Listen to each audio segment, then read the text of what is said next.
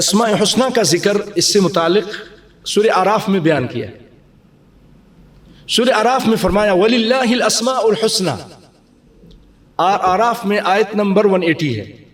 وَلِلَّهِ الْأَسْمَاءُ الْحُسْنَى کہ اللہ ہی کے لیے اچھے نام ہیں.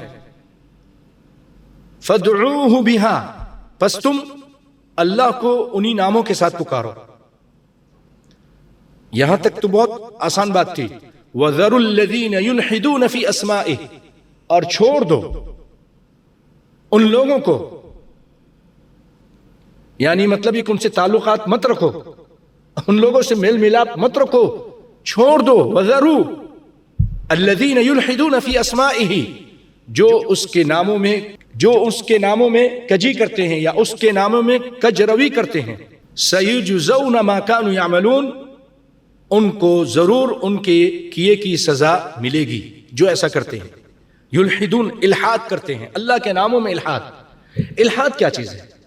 الحاد کے معنی کہ ایک طرف مائل ہونا، ایک طرف مائل ہونا.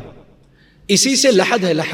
لحد کہتے ہیں قبر کو، لیکن ایسی قبر جس کے اندر ایک شق ہوتی ہے، اندر کی طرف سے کھود دیتے ہیں، وہ ایسے نیچے جانے کے پھر ایسے ہو جاتی ہے.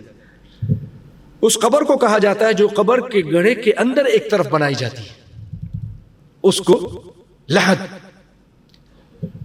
تو دین میں الحاد اختیار کرنے کا مطلب کجروی، گمراہی، مائل ہونا.